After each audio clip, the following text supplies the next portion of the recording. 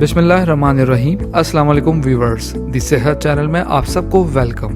मैं हूं अदील मंसूर। आज हम आपसे बात करेंगे कि आम को इस्तेमाल से कबल धोना क्यों ज़रूरी है। तो चलते हैं अपनी वीडियो की जानिब। अगर आपने हमारे चैनल को सब्सक्राइब नहीं किया तो अभी सब्सक्राइब कर लीजिए और बेल आइकन को प्रेस कर दीजिए। व्यूअर्स, फलों के बादशाह आम का सीज़न आ चुका है और लोग इसके भरपूर जायके से लुत्फ अंदोज होने के लिए तैयार हैं।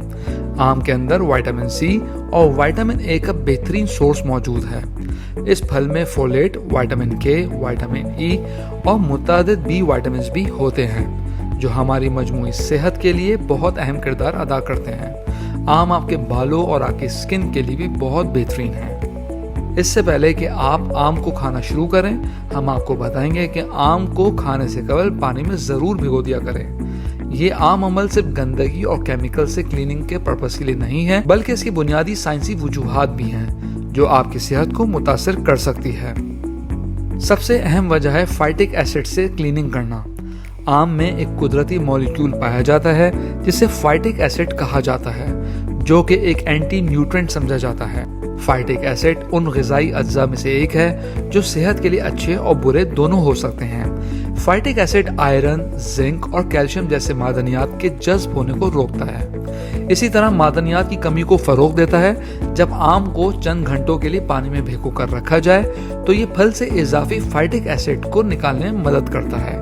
ये आपको बीमारियों से भी बचाता है। आम को पानी में भिगोना जरूरी है ताकि इनकी हिफाजत के लिए फसलों पर इस्तेमाल होने वाले कीड़े मार अद्वियात को दूर किया जा सके।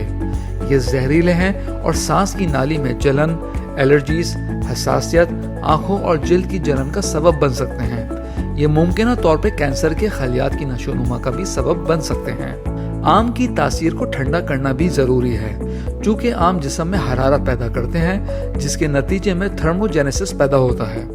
ज्यादा मिकदार में इसका इस्तेमाल जिस्म में ज्यादा गर्मी का सबब बन सकता है। आम को पानी में डिप करने से इनकी थर्मोजेनिक प्रॉपर्टीज को कम करने में हेल्प मिलती है, जो कि हाजमे के मसाइल को खत्म करता है। अब हम बात करेंगे आमों को कब तक भिगोना चाहिए।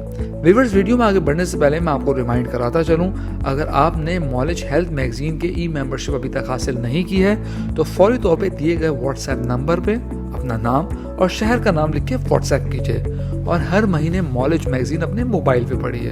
तो चलते हैं अपनी वीडियो की जानिब। अगर आपको जल्दी है और आपने फौरन आम खाने हैं तो आप कम से कम आमों को 15 से 30 मिनट तक पानी में भिगोकर रख सकते हैं। बसूरत दीगर ये मशवरा दिया जाता है कि इन्हें 1 से 2 घंटे तक भिगोने दें। मजीद ये कि इन्हें ज़्यादातर भिगोने में कोई हर्ज नहीं।